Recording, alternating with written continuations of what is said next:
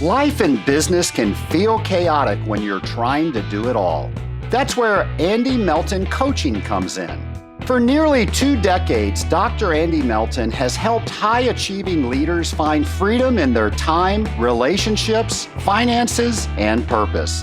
His 90-minute strategic rhythm reset is more than a coaching session. It's a chance to redesign your week so you can get more done without burning out. You'll create a personalized rhythm blueprint that aligns your goals and priorities and walk away with a clear plan to focus your energy. Trade chaos for clarity and bring your dreams to life. To learn more and book your session, visit scalinguph2o.com/Andy Melton. Once again, that's scalinguph2o.com/ANDYMELTON. Don't wait. Schedule a strategic rhythm reset with Dr. Andy Melton today. Think back to the last time you were uncertain about a reading. Wouldn't it be great if you could trust every measurement? That's why I love what Hach has done with their NH6000 SC ammonium analyzer. It's built on gas sensing electrode technology and gives you reliable, interference-free readings, so you can confidently focus on your work. It's tough enough to live outdoors all year, so you can put it where you actually need it. Even better, you only swap out the reagents every 6 months. That's just 2 quick maintenance touch points a year, freeing up your time for what matters. Plus, when you need help, real people at Hach are ready to back you up. They've been the trusted name in water quality for decades. Ready to see for yourself? Visit scalinguph2o.com/Hach. Once again, that's scalinguph2o.com/HACH. Check it out today and discover how precision can really pay off.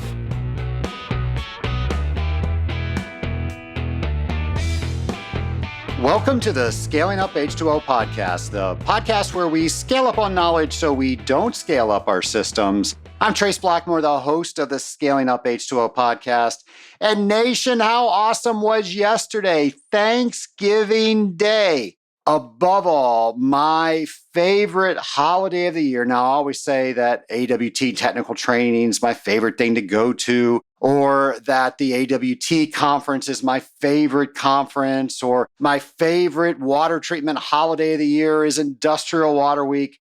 Well, my favorite real holiday is Thanksgiving. I just love Thanksgiving. It's a whole holiday around food. What is not to like?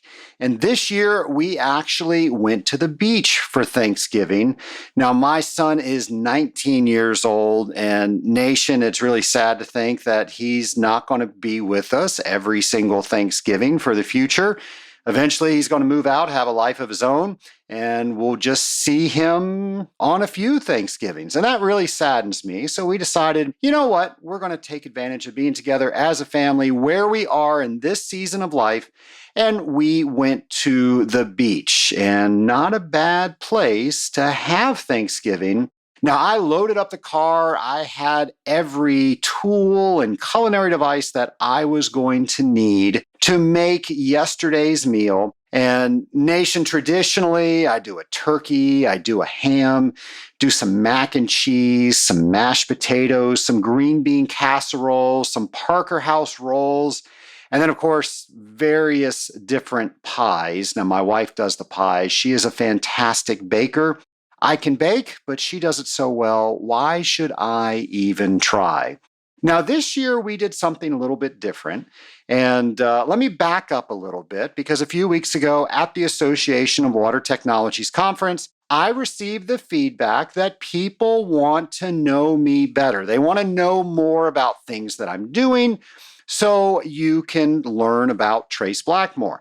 I find that odd. I think I'm a very boring person, but apparently more than one person said that. So I'm doing my best to accommodate So here's what I did for Thanksgiving. I did not do the turkey and the ham, which is actually a little disappointing because when I do turkey, I will make turkey stock.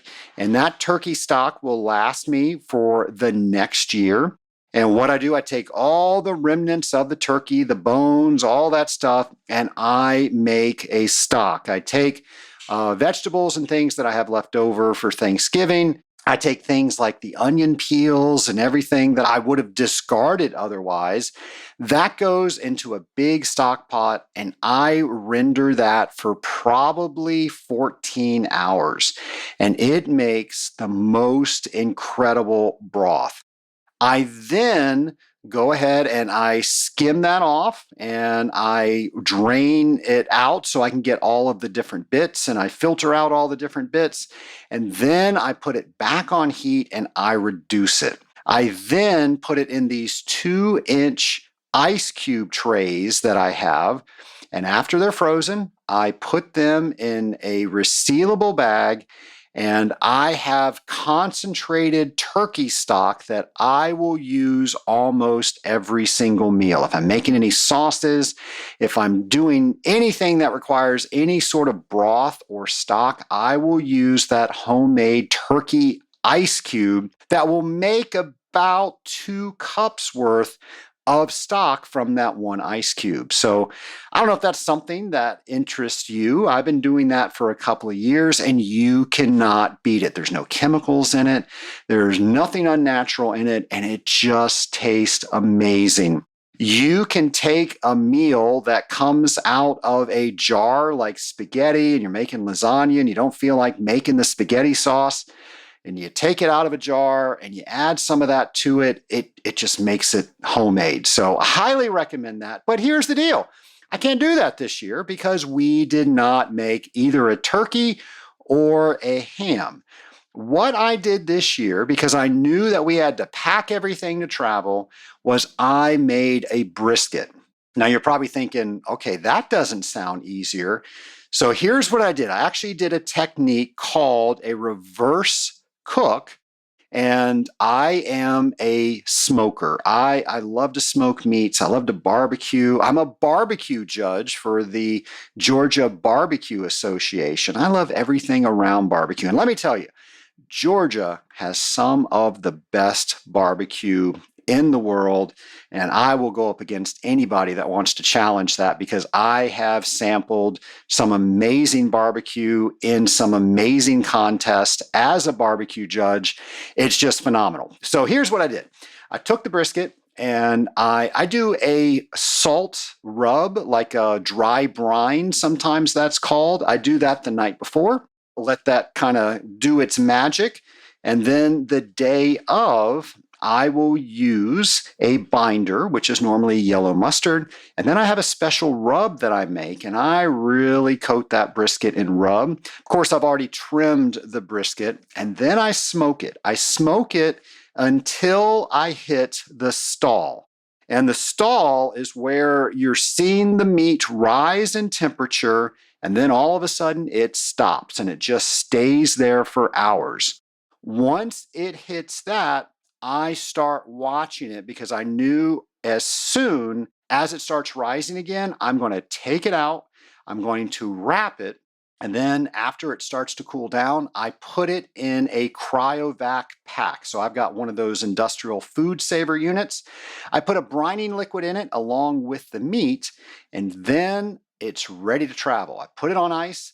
And then I take the sous vide, which is Brian Kotarski's favorite way to cook. He actually talked about that on a previous episode that he was on, that all water treaters should cook on a sous vide.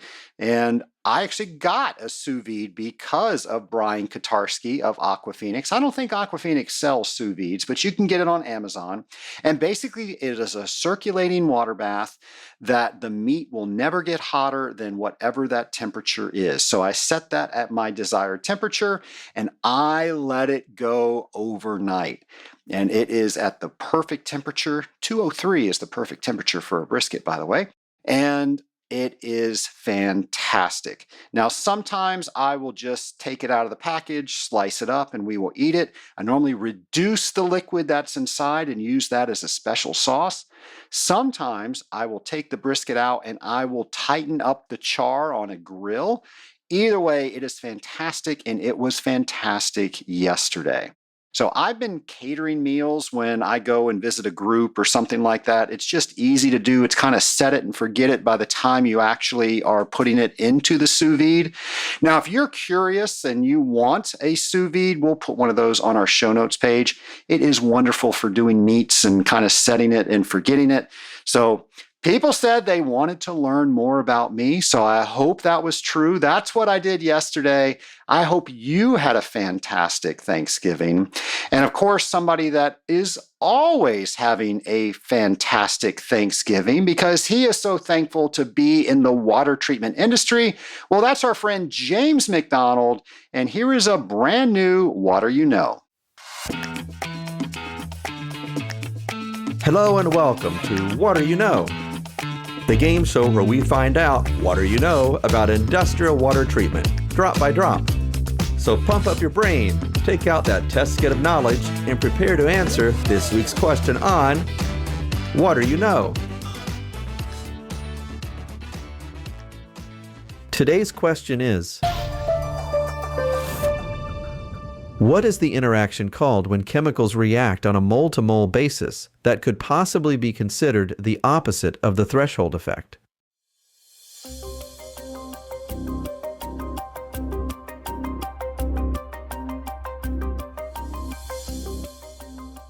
It is stoichiometric. The dosage required is chemically equivalent to the amount of the substance being treated. Chelants are a prime example of chemicals that react stoichiometrically with cations, like calcium and magnesium. I'm James McDonald, and thanks for playing along with us. Stay tuned for next week's episode of What Do You Know?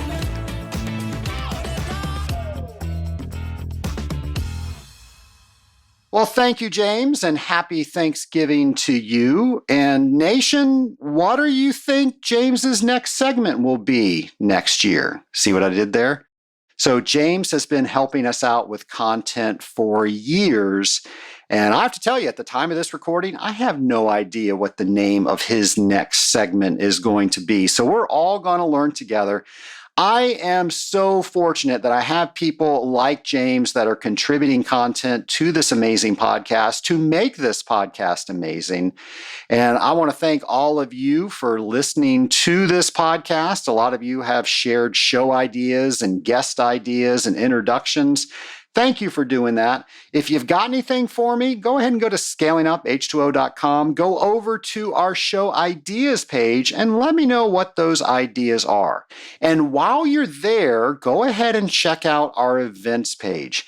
There are so many events that happen throughout the year in the water treatment industry. It is hard to keep track of all of them. My team has done a fantastic job of curating all of those events in one place. So all you have to do is go to scalinguph2o.com, go over to our events section. If you want to type it all out, it's /events, and you will see a complete calendar of everything that we know that is coming up. It's now a great time to start planning next year and all the things that you want to do. We try to make that as easy as possible by going to our events page. So I hope that you take advantage of that. I also know that you're going to love our next interview.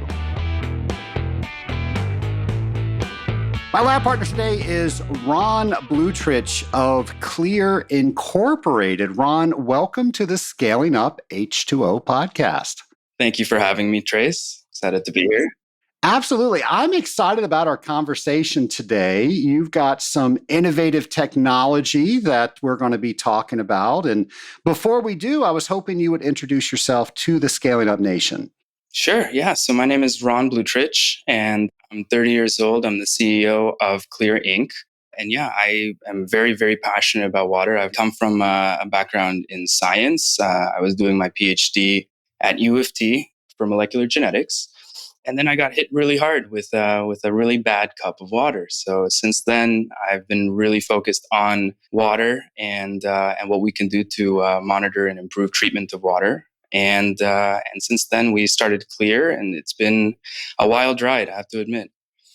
So I have to ask you, you had a personal experience, which we're getting ready to talk about, and you decided, I want to do something about this? Listen, when you go through something that's unexplainable and that's a really difficult experience, and causes a lot of suffering, sometimes you're looking for some meaning behind what you went through. And in my mind, what I'm doing now is really providing me that kind of meaning. Right? It's like now it's just a step in my journey towards something that I was always supposed to do. So getting into water after what happened to me was really important. I love that story. We're getting ready to talk about it. So, Entamoeba histolytica, a waterborne pathogen. I've read about that where people are swimming and it will go up the nose, cause some issues. That's not exactly what happened to you. Can you share your story? Yeah, so Entamoeba histolytica. This was I had a run-in with this incredible pathogen. It's a single cellular amoeba. It kills about 100,000 people globally every year. And what happened to me was in the middle of my PhD at U of T. I was about 25 years old at the time, healthy guy. Everything was going great in my life. And I was just working so hard, I needed to take a break. So where did I go? I went to Cyprus. I stayed at an Airbnb and I drank water from actually a filtered line. It was an under the sink reverse osmosis line. I drank water from there, and I ended up contracting Entamoeba histolytica from that one bad cup of water. It was an incredible experience in the sense that after that point, I experienced more than 3 years of really severe gastrointestinal symptoms. I remember coming back home to Canada and getting a letter from Health Canada saying, "Hey, you brought back some tropical disease. We're watching your case. We're going to make sure you're going to get better." And even though they gave me the antibiotics and the bug itself was removed from my system, the 3 years of terrible symptoms that I went through, they told me I was cured, but my symptoms told me otherwise. I used to wake up every morning, crawl to the couch, and cry in pain. And I lost about 100 pounds in about an 8-month period. Oh my gosh. It was extremely significant, these symptoms. I was hoping for the first year that I would eventually get better, or they would find out what's going to happen, how to treat it and how to make me feel better. They never did. And so it was 3 years of my life, in the prime of my life, that, sorry to be a bit morbid here, but I was unable to go 5 minutes from a friendly toilet. Mm-hmm. And, I couldn't go out to eat. I had to work with a dietitian to figure out what kind of foods won't hurt me. And it was shocking, right? Because how is it that a 25-year-old kid with no history of gastrointestinal problems from one bad cup of water experiences that? So that was shocking to me, and I was a scientist. What did I do first? I went and I researched, what is this? I had no clue these were risks in our water systems. And I learned a lot. I took a health leave from my PhD and I learned a lot about water quality. I read about how governments treat it. I read around the policies, the science. And what I learned really changed my life, because what I understood is that even in urban settings, not just in remote communities, but even in urban settings, there's a lot left to be desired when it comes to water quality treatment, guidelines, monitoring, and generally the epidemiology around waterborne disease is still a growing science. So I really shifted my focus from that point forwards. And from what I learned, I saw opportunities in the water industry. And based on those opportunities, I drafted a plan to start a company, which today is known as Clear. And we're going to talk about that as well. So, was this you were hiking and you got some contaminated stream water? What was the situation? No, no, no, no, no. It was an Airbnb. And I know, as most people do, when you travel, you don't drink through the taps, right? Like you don't know where you are, you don't know if to trust the water. But when you see next to the tap the little thin faucet that comes from under the sink reverse osmosis system, you think, that's water I'm allowed to drink, right? That's water that's filtered. So that's all I drank. And it turns out that when you don't maintain a filter, you can actually increase the potential for microbiological risks. And that's only information that I learned well after actually having that experience. And I assume you're talking about carbon filters and how those are just powerhouses for contamination and all the things if you're not treating those properly. So the big one is, carbon, especially because it removes the chlorine and disinfectant. But the big one that I've seen now is RO membranes, because they pretty much capture everything under the sun and become a perfect substrate for growth of biology. The worst you can do, which is both the science shows this and through our own testing, is you put a carbon before an RO. So now you remove the chlorine and then you have a tight membrane that basically catches all the biology and becomes an excellent environment for biofilm growth. So that's great for, I guess, drinking quality. But for, as far as the RO, now you're putting the halogens into the RO membrane and now you're reducing that. So they're opposites on either side. I guess health has to take priority. I think that in general, we need to understand with our eyes open exactly what it is that we do when we treat. And I think a lot of people don't really understand that filtered water with conventional filters, carbon and RO, they don't understand that, it doesn't actually kill the bacteria. Like, it's not an actual disinfectant alternative. And this is a misunderstanding that I've seen, not just in consumers, I've seen it go all the way up to ASHRAE guidelines for managing things like Legionella, where I feel like there is quite a large confusion all across the industry and into our policies in terms of how we should actually be dealing with the microbiological risks. Your company deals with UV disinfection. How did you decide that UV was the way to go? So UV is a very old technology. It's been around for more than 100 years and has been relied on for disinfectant of surfaces and air and water. UV is a very, very well understood and mature technology, and it is understood to be the healthiest way to disinfect water. So the idea here is that it's extremely targeted. All of the UV energy goes directly to DNA molecules. And so anything that has DNA, viruses, bacteria, protozoa, it doesn't matter. If it has DNA, if it's living, then it's getting targeted by UV. And so we understand exactly how it works. We understand its effectiveness. The technology, it's not new. And it's basically, outside of putting in more chlorine and residuals that have their own health impacts and other bad effects on plumbing and skin and hair and the actual scent and taste of the water, UV is really the only way that we have to disinfect our water systems. So your device will be put on at where the water's coming into the facility. If the internal piping of the facility is contaminated with biofilm, it's not going to do anything with that. How do we then treat that? So a lot of what we're doing right now is we're providing to new builds. So this is including buildings that are just getting built or doing big renovations. And what you get is basically fresh new pipes that are coming in, right? At that point, it's the best time to put in a UV system and prevent any bacteria from actually getting through those pipes and starting to build up biofilms and starting to build up those little microenvironments where bacteria love to grow. So it's about keeping the system post UV as clean as possible.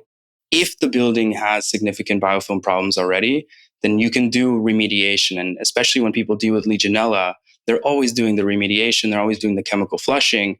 But then 80 to 90% of the time, you're going to get Legionella reemergence within about 9 months. And this is data I've heard from Legionella remediation companies.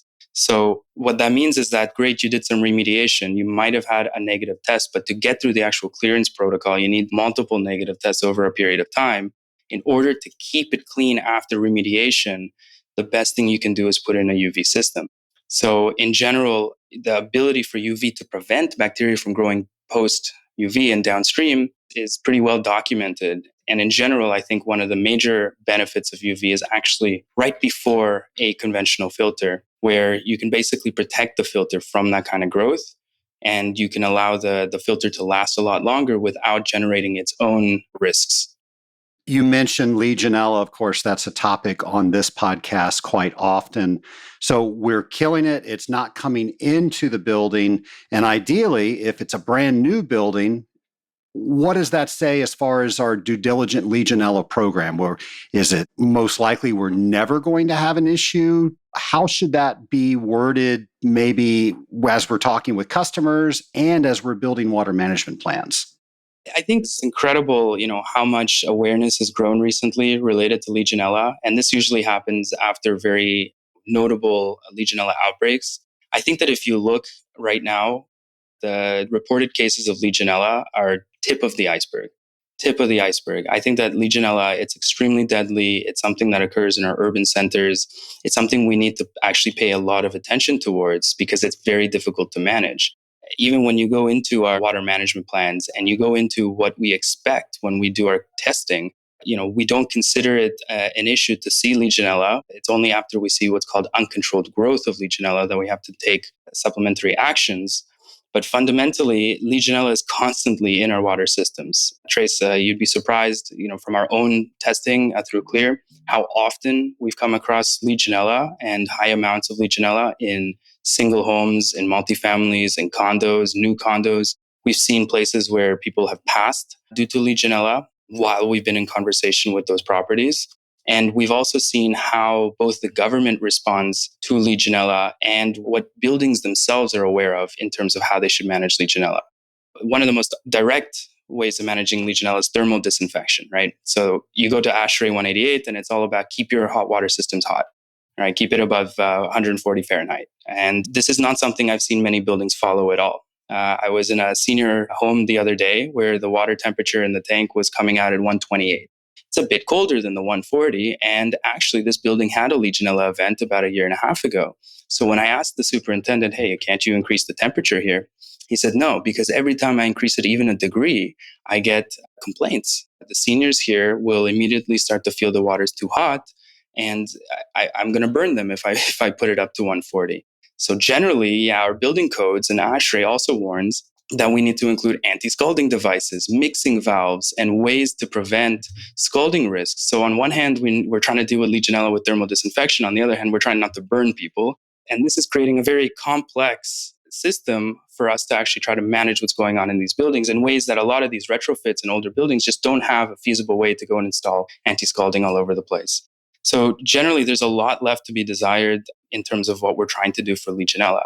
Turns out that Legionella is extremely susceptible to UV. Legionella can be reduced almost 6 log with most conventional UV systems. One of the main limitations, though, is that the place where you want to treat Legionella is in the hot water system. And most UV systems, being low pressure, they actually lose effectiveness in hotter water. This is where, when I was looking at what we needed to bring as a technology to translate into real estate and to manage some of the major risks in our urban centers, such as Legionella and biofilm associated, what I saw was that we needed something like a medium pressure UV lamp. And the medium pressure, it's a very different design, and it actually has no dependence on the temperature, meaning that it will work at 100% effectiveness on the hot water lines of these buildings.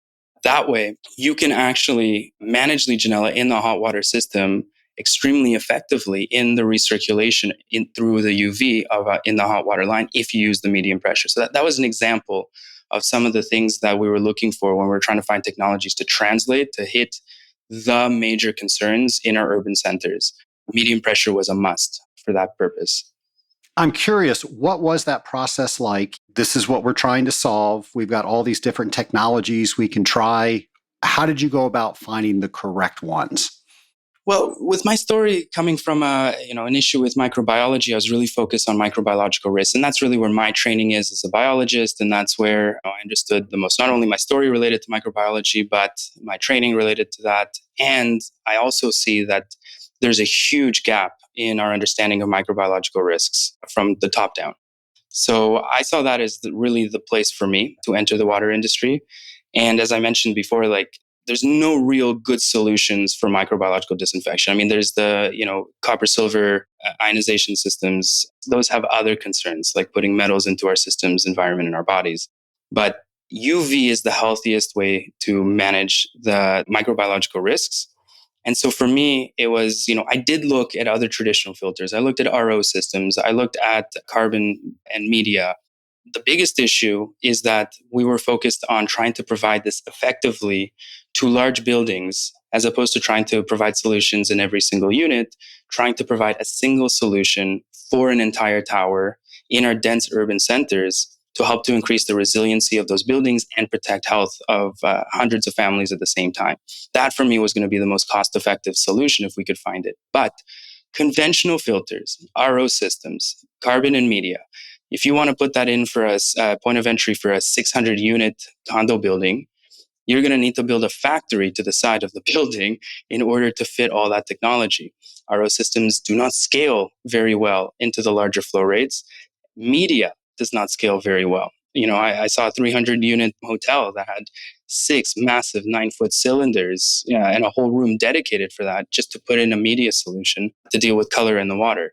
This is not, it's costly, footprint is too big, the effect on the plumbing system is great. And this is why today you don't see any condos providing that kind of point of entry solution for water quality, even though the government is quite open about having a philosophy about what's called the multi-barrier source to tap risk management approach.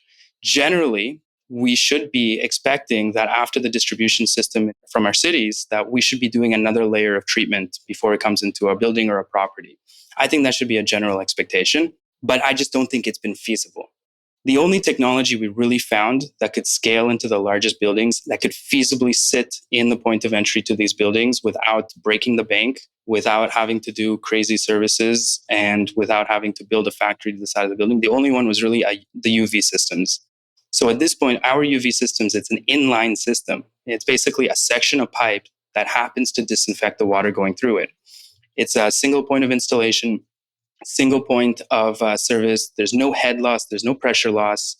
It's a pass-through system, and it provides such a high disinfection for those kinds of flow rates that it's actually extremely effective in that application. That translation seemed extremely obvious. And now the question was, out of all the UV systems out there, what is the right UV system to provide? And so I visited almost every UV manufacturer on this side of the globe, and I learned about the difference, again, between medium pressure and low pressure. We needed to find systems that could change the UV power with changes in flow rate, because at the point of entry, there's variability in the flow rate. We wanted to have monitoring capabilities, because it wasn't enough just to put in a system. We need to also make sure that the system is constantly functioning correctly at all times. So we needed a way to do the remote monitoring. So systems with multiple sensors, the ability to calculate true real UV dose in real time and transmit that to our office. And not every UV system is designed that way. So we were able to dwindle it down based on what we understood a property manager is going to need, what a building is going to need, what's going to be the most easily implemented into this application. Actually, what we found was Atlantium. It's a UV manufacturer based in Israel. And these guys are making these great UV medium pressure systems for industrial purposes. And it just made the most sense out of any comparison that we did to provide that as a technology for real estate. So what we did is we basically took the rights, the global exclusive rights to provide those systems into real estate. And that was about maybe 3-4 years ago. So since then, we've been working very hard to make the case, to bring it into buildings, bring the case studies, build out the services, build out the monitoring, which is a very important part of what we do. And that's sort of the story of how we got to Atlantium, how we got to our technology. And since then, we've actually grown because we started needing smaller and smaller systems, to deal with low rises and even sometimes single family homes. So we started working with manufacturers like UV Pure, which has an excellent system known as the Hallet. And then we've also has started to work and hedge towards the UV LED market. So we started to work with today's Water Sprint and UV LED single home point of entry systems that they have there. And so we've been one of the first distributors of those technologies. What's the minimum and maximum as far as water flow that you can treat? Well, with the Atlantium systems, we can treat about 2,000 gallons per minute. There's not a size building that I've seen so far that's too big, which is incredible because it's just one system for that tower, meaning that the larger the tower gets, the more cost effective it becomes on a per unit or per square foot basis. So the costing actually gets really good for those larger structures. When we go to places like Miami, where they have really bad water and really big buildings, our value proposition against our costs become really clear. And so that's where we have succeeded quite a lot to make the case. But the minimum, like I said, we can go all the way down to the single home now that we have these UV LED systems as well. And we also have access to under the sink, right? We can go down to 1 gallon, less than that, right? But the whole point of what we're trying to provide is that, let's say I'm working with a portfolio that has maybe builds an HOA with a bunch of single buildings and then also builds high rises on the other side, then I want to be able to supply the systems at the point of entry to all their properties. And so now at this point, we've carefully curated the specific technologies that do the best at translating into those applications. And now what we say to our clients is that we can get whatever building you bring in front of me, I'll be able to give you the cost-effective solution at the point of entry. What is the installation process like? It's actually rather simple. I mean, the only thing we do is we cut out a section of pipe. We build a bypass around the system, so we only have to interrupt the water once, and never again for servicing. And then it's 2 flanges that you connect, and you build out the bypass. There's a few valves and some sampling valves. It's very, very easy. The UV system can go on the ceiling. It can go vertically, horizontally, on the floor, on the wall. We put it in retrofits with extremely busy pump rooms all the time with very, very little sweat. Designing for new builds is even easier. So to be honest, that was one of the major reasons we liked this Atlantium system as well, is the ease of implementation, ease of installation, allowing us not just to do new developments, but also to do retrofits as well. Time for a quick break, Scaling Up Nation, as we hear from one of our sponsors. Today's episode is proudly sponsored by Metaspec, the new name for Pacific Sensor. While the name has changed, there's the same trusted partner you've relied on for decades. Metaspec supplies corrosion coupons, racks, holders, LPR electrodes, and corrosion coupon analysis. Everything you need to monitor corrosion in water treatment. Both their Texas facilities in San Antonio and Dallas are ISO 9001 certified, and their corrosion coupon lab is the only ISO 17025 accredited corrosion coupon lab in the world. They're also the only manufacturer using OCR camera technology to tie every coupon ID to its weight, ensuring precise and verifiable results. Every Metaspec product is proudly made in the United States of America. Ready to simplify your corrosion monitoring? Visit scalinguph2o.com/Metaspec and put Metaspec to work for you. Once again, that's scalinguph2o.com/Metaspec. Metaspec, precision, speed, confidence. A big thank you to our sponsors. They help keep us running. And now, back to the interview. So a building might have a cooling tower, some HVAC, some things like that. Where your system has been installed, have you done any sort of data collection on what the results of Legionella in a cooling tower would be or things like that? So that's an application actually that we haven't explored so deeply at this point. We're really focused on the hot water systems or on the domestic water systems. We really talk about specifically the quality of the environment of the unit of where people are living, though cooling tower risks are some of the most significant risks for Legionella by far. We are looking now, there is an opportunity for us in a cooling tower for a data center where their issue there is environmental compliance based on the chemicals that they're using to keep the cooling tower clean. And actually our UV system, especially the medium pressure, is actually able to reduce directly a lot of the chemicals that they're providing. So we may even be able to provide it not on the cooling tower line, but actually on the discharge line to help them meet the environmental regulations there. You mentioned medium pressure a couple of times. Why is that so important? I personally really like medium pressure. Not only is it independent of water temperature, which is important for the hot water application, but what I like about it is the diversity of the wavelengths. So as opposed to low pressure, which is very, very specific wavelength to target DNA molecules, coming from my background in molecular biology, there's a lot of other targets for a cell that you would want to hit, not just the DNA. In fact, if you just hit the DNA, you may not have the best disinfection because lots of organisms, and especially multicellular organisms, will have DNA repair mechanisms, right? They have ways of repairing the DNA. And if your kinetics of DNA damage do not outweigh the kinetics of DNA repair, you won't actually succeed in disinfecting. And some viruses, for instance, have very stable DNA molecules that become very difficult. So one example is adenovirus, where the low pressure industry has struggled to keep adenoviruses and to reduce adenoviruses. Atlantium comes with their medium pressure, and they show they were able to do above 5 log reduction of adenovirus. I think that the reason that they were able to do it is because the medium pressure, by emitting a broader wavelength, allows them to not just hit the DNA, but also hit the proteins. And so I think in that case, if you are able to basically denature the membranes of the protein envelope around the virus, that's another way you can basically get rid of this virus that is not directly just through the DNA directly. The other aspect is that you should also be able to hit specifically DNA repair enzymes.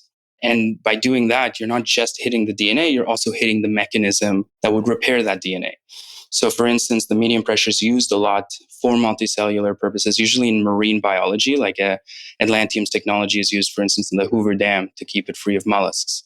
They also use it a lot to purify ballast water before they drop ballast water across the world and bring one ocean to the next. So the medium pressure has a lot of benefits.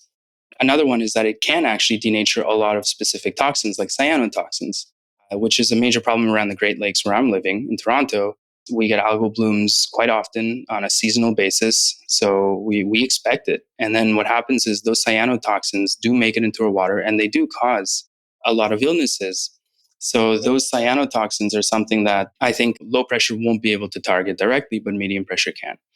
So there's a lot of other benefits that come from the medium pressure. What is the life of the unit? These systems, I've seen one with my own eyes that's been operating for more than 15 years. That's one of the things I really love about this technology. I mean, it's something that should be lasting 30 years. In my mind, that qualifies it as something that could be standard infrastructure. This is not a disposable system that works for a couple of years and you throw it away. No, it's something you put into your pipes once. And if you maintain it properly for the next 30 years, you could be ensuring a high level of water quality in terms of microbiological disinfection. So that to me seems like it just makes perfect sense for these applications in all buildings. It's a very, very small cost compared to the construction of a building, but it maintains a building's resiliency for a long time, keeps the pipes cleaner, keeps the heat exchangers free of biofilms, and it helps to directly improve the health of the people that are living there. On your webpage, you highlight there's a dashboard which almost gamifies the tenants knowing what's going on with their water supply. Do you mind talking a little bit about that? Yeah, a big one for us was to get the sensors and the data. At this point, our data really is only providing a performance of the UV system itself. One of the things that I think would be amazing is if one day we did have some sort of like real-time monitoring of biological indicators in our water. At this point, there's really no technology like that, but I don't think it's impossible. But yeah, generally, the idea is to give people confidence that the UV system is operating. So we have there two UV sensors, one next to the lamp and one after the water column. And so we can see the UV intensity from the lamp. We can see the UV intensity that makes it through the water. We can calculate the UV transmittance based on that. And then we include a flow meter as well. And with the flow rate, the UV transmittance, and the UV intensity, you can calculate the UV dose that's actually being applied.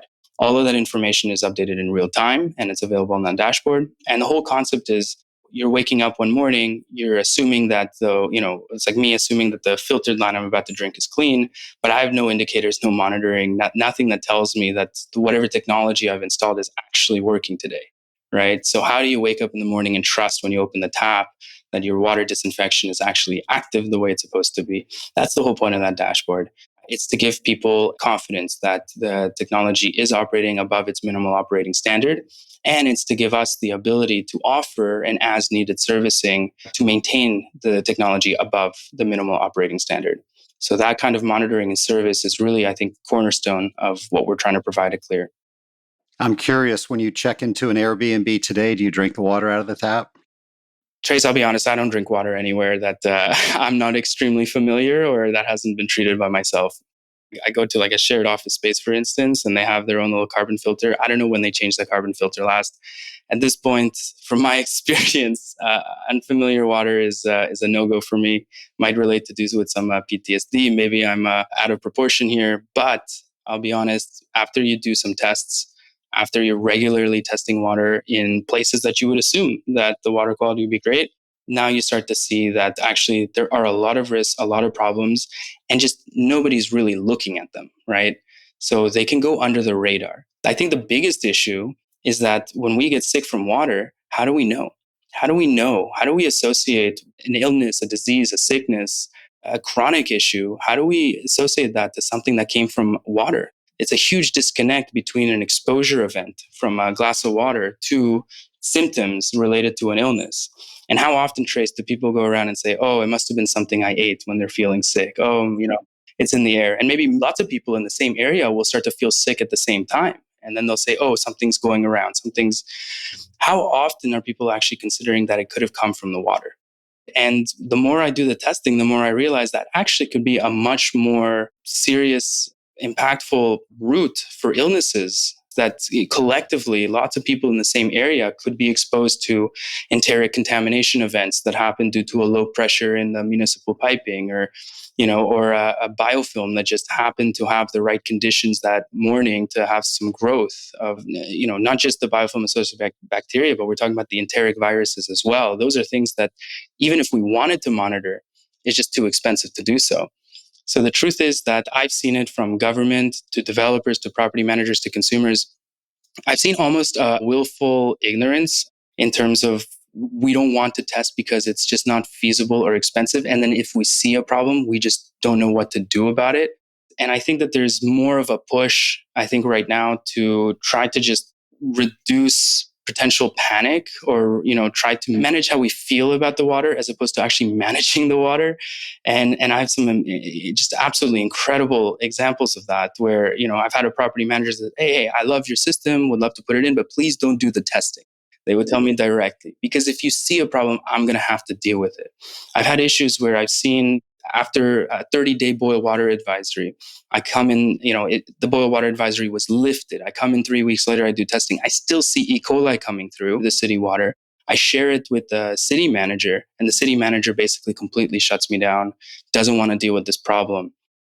I think one of the reasons why we're pushing to put these problems underneath the rug is just simply it's not feasible to do monitoring and treatment of some of these issues.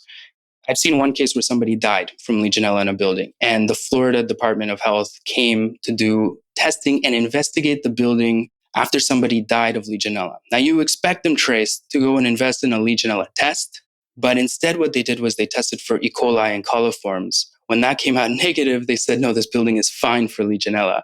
Anybody with a sense of understanding that, E. coli is enteric, Legionella is a biofilm, even if you wanted a proxy for biofilm associated, E. coli would not be your proxy. But why not just test Legionella directly? Like I said, from top down, from governments to property managers to contractors to residents directly, testing is it's really eye-opening and really, really points to the fact that there's just too much out there that we don't understand, and we prefer not to look at it. But I think that's changing. I think that's going to continue to change. For you personally, do you treat your own water before you drink it? Yeah, of course. I have my own UV LED system underneath my sink and a carbon filter. I change those regularly and from companies that I trust. What about when you're traveling? When I travel, the truth is that I rely on bottled water at this point, which I don't like. I don't think it's good for the environment. We understand the risk of the microplastics, but at this point, my biggest risk is the acute illnesses that happen when I can drink water laced with bacteria. Where do you see the greatest opportunities for innovation in whole building water purification in the next 10 years? Yeah, I think that the biggest innovations, I think, are going to come from UV LEDs. I think are really going to be coming in strong. I think actually one of the biggest issues for UV in the residential market is just that mercury lamps are too finicky, require too much servicing, are too difficult to control. I think that when you start to look at UV LED technology, which is up and coming and it's on its way right now as we speak, UV LED is going to allow you to put in a single system that's going to last there 3 to 5 years, maybe longer. It's going to do 10 to 100,000 times better disinfection. It's going to require 7 times less energy. It's going to be sitting there. You hardly have to look at it, and it's going to work wonders. And eventually the LEDs are going to get cheaper than the mercury lamps. I think the mercury lamps will eventually start to get more expensive as we're seeing more regulations against them, and we're seeing, things about mercury disposal fees. But LEDs are just going to be dropping exponentially. So the cost is going to go down, longevity is going to go up, performance is going to go up. And I think that's going to allow it to really enter the residential market for whole building water purification. Right now in the single home market, only 4% of single homes doing treatment are using UV. It's a very, very low number. And I think that UV should be a part of all treatment. As I mentioned before, it should be a part of every conventional filter that we're providing. You need to have a UV because those filters don't deal with biology. I think that as those UV LEDs get larger and more efficient and cheaper, you'll be able to put them in the point of entry like I do with my Atlanteum systems and start to make a case to provide them long term without needing so much servicing for the larger buildings. One of the things that I'm really excited about, as I mentioned, between medium pressure and low pressure, there's a big difference between the wavelengths and therefore the targets of the UV. With UV LED, we're going to have much more control. And we're going to actually be able to start to experiment with multispectral LED systems, which are basically going to have an array of LEDs set to different wavelengths. So now it's not just having a broader wavelength like in the medium pressure. We're actually going to be able to be very selective about where the energy is going to the exact wavelength. So we'll have the wavelength that targets DNA, but then probably we can do the science. We can figure out what is the right absorbance spectra for the specific DNA repair enzyme that we might be going for, or the specific protein envelope from the virus. And we'll actually be able to put those exact spectra in the array and use all the energy just to target what we want to target on a molecular level. And that's going to provide the best, most efficient disinfection. I can already imagine the kind of science we can do to show the kind of synergies. And, I've already been talking with people like Dr. Hadas Memane, who has been studying multispectral LEDs. And from the results she's showing, there's this very, very strong synergy across using multiple spectrum, that it's not additive. It's not just if you use one and the other and they work independently. They work synergistically. That's going to unlock a whole other level of effectiveness and cost effectiveness that again is just going to allow that commercialization to happen faster. So large and efficient UV LEDs, I think, are huge opportunities that are happening now. There's only a handful of companies doing the LEDs. There's still huge gaps in those products. They still need a lot of work for product market fit, but it's on its way. I think the other one for whole building water purification is if these buildings could put a proper media solution at the point of entry, they would. People would love to see that the water is cleaner. They would love when they do like a test to see that it doesn't have lead and it doesn't have PFAS and it deals with all the smells and tastes and colors. And even though I'm from Toronto, I've seen all across the US now, when people get yellow colors in their water, they're going to pay huge money to try to solve it. But when you're in a really large building, as I mentioned before, there's no proper media solution that's cost effective. So I think that there is innovations happening in the media space that are allowing for higher efficiency media that's going to provide performance at a smaller footprint with lower costs and with less pressure loss. So that's going to allow us to provide those comprehensive water treatment solutions at the point of entry to larger and larger buildings as we get more efficient media. We've been working with some media producers like Surfatas, which is an excellent media supplier that has incredible innovations for their media. We've done some of the testing related to that. Absolutely incredible performance that I've seen. I've shared those performance with some filter companies providing media the past 30 years, relying on the same media for the past 30 years. They're looking at the performance that we're showing with the newer medias and their minds are blown. They're like, how is it possible you removed all of those trace metals and all of this in such a small amount of contact time? They haven't seen stuff like that before. So we'll continue to innovate, we'll continue to improve. And I hope that soon enough, we should be able to provide in a cost-effective manner, really full comprehensive treatment solutions for those kinds of large towers. Ron, if somebody wanted to learn more about your product, what should they do? Well, they can visit us at clear.inc. They can learn about what it is that we've done and what it is that we're doing. They can learn about our products. They can reach out to us. They can join us on LinkedIn. Just clear.inc. would be the website to go to. And we're happy to hear from anybody. We're really on a mission to improve water quality across all levels of society. And absolutely anybody that wants to join us on that mission, I'm willing to work with. So reach out to me and let's work together. We'll make sure to put all of that contact information on our show notes page. This has been fascinating. I do want to ask you a few lightning round questions, though, if you're ready for those. Yeah, let's do it. All right. If you had the opportunity to go back in time and talk to your former self on your very first day as a molecular biologist, what advice would you give yourself? As a molecular biologist, yeah. So going into my PhD, I was very, I think, idealistic about how science works. I think I would have sat my former self down and I would say, hey, not everybody is in this industry that still believes in scientific integrity the way that you might have. I think that you need to learn to play the game. It's politics in every industry at the end of the day.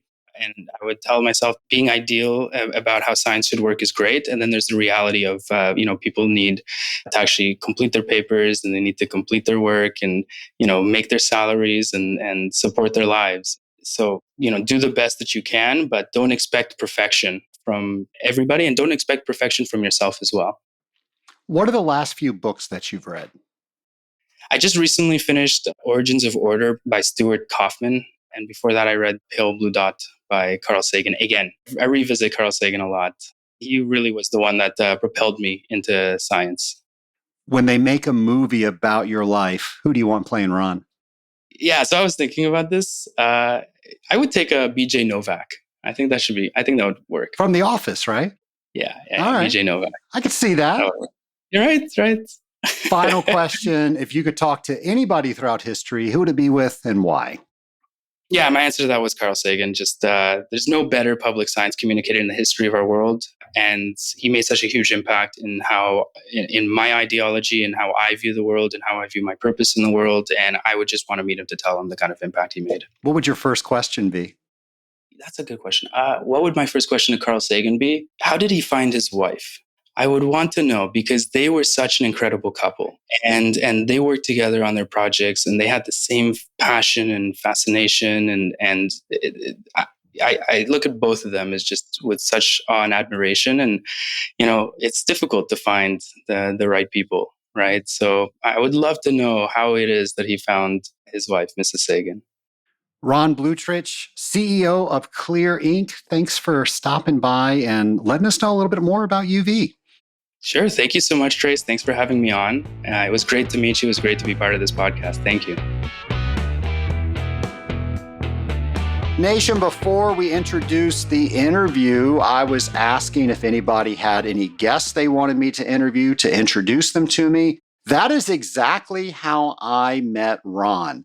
And Ron and I hit it off. What a great guy. What a great interview. Would have never met him had it not been for a Scaling Up Nation member introducing him to me. And what a great story. I love stories where people overcome something and they're inspired to do something about it. Now, can you imagine Ron's story recovering from a parasite like that? Oh my goodness, that just sounds awful. And a lot of people, maybe that's where the story ended. Okay, well, I dealt with it and got over it. Well, Ron actually used it to create an entire venture. And I just think that that is cool. Now, I said a lot of people might not have done anything with that, but I don't think that's true for the people that are in the industrial water treatment industry. Water people are just resilient. And I think that makes sense because water is resilient. Now, if you look at all the things that water does and is and how it responds to things chemically, it's the universal solvent. I mean, to be compared to water, I think is a compliment. Now, you might remember a couple years back, James McDonald had a segment. He did these little posters and it said, "Be like water." And it was motivational posters that had to deal with water. I think that says it all about how resilient water is. And it's a great role model, if you will. Now, by the way, if you're curious about Be Like Water and some of the other things that James McDonald does, if you go to the Industrial Water webpage, and we'll make sure to have that link on our show notes page, all of James's content is up there. And it's just really inspiring and really fun. He really makes this interesting and fun to be in this industry.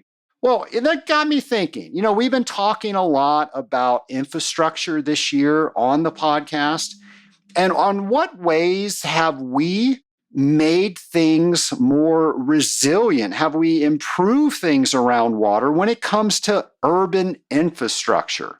So you might remember a few years ago, we had Hurricane Sandy come through the northern part of the United States. Well, some resilient actions. New York City, after Hurricane Sandy, invested in the Big U project. Now, this was an extensive project of protective barriers and green spaces meant to shield lower Manhattan from storm surges and rising sea levels. Now, this has helped the city recover quickly from other weather incidents that happened after Hurricane Sandy, and it improved overall urban livability within that area. So I think that's a great example of how something not so great happened. And people said, okay, we learned from that. How do we use the model of water being resilient and we improve upon that? We take what we learn and we improve upon it. Another story is in Tokyo. Tokyo built the world's largest underground tunnel and reservoir network to manage flash floods after a heavy rainfall. Now, these tunnels redirect stormwater safely underground, preventing citywide flooding, and it saved billions with a B dollars in damage over the past decade.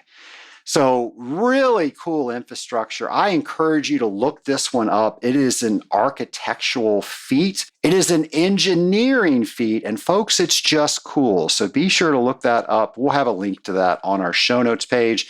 You should be able to Google that very easily.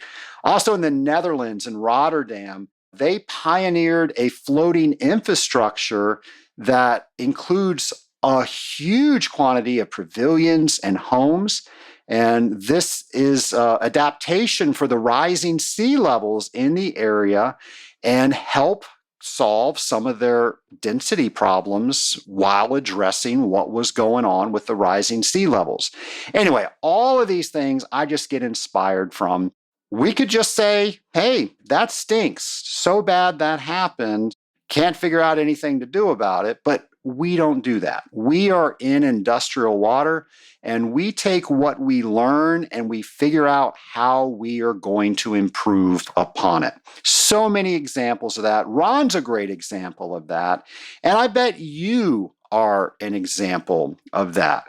So since we're getting into December, and this is when I try to urge you to think about goal planning, I want you to ask yourself, what are you doing to make sure that you are advancing in your field? Now, if you have not received your certified water technologist designation and you're practicing the same type of industrial water treatment that I do, I urge you to start planning to take that exam. If you need a little help, feel free. Go to scalinguph2o.com/CWT prep, and I've got a free course that will help get you started. If you like that, I've got a paid course that will help you prepare for it. But nation, maybe it's not the CWT. Maybe it's something else because you're in a different type of industry. Whatever it is, I urge you to figure out what it is that you can do to prove to yourself, to prove to the world that you are advancing in this industry and you are resilient just like water. Nation, happy Thanksgiving. I hope you have a great rest of your holiday week, and we'll have a brand new episode for you next week. Until then, have a great week, folks. Accelerate your success. Why go it alone when you can get further faster and have more fun doing it? The Rising Tide Mastermind offers a dynamic environment where you can grow professionally and personally while enjoying the journey. To find out more about the Rising Tide Mastermind, go to scalinguph2o.com/mastermind. Once again, that's scalinguph2o.com/mastermind. Find out if the Rising Tide Mastermind is right for you.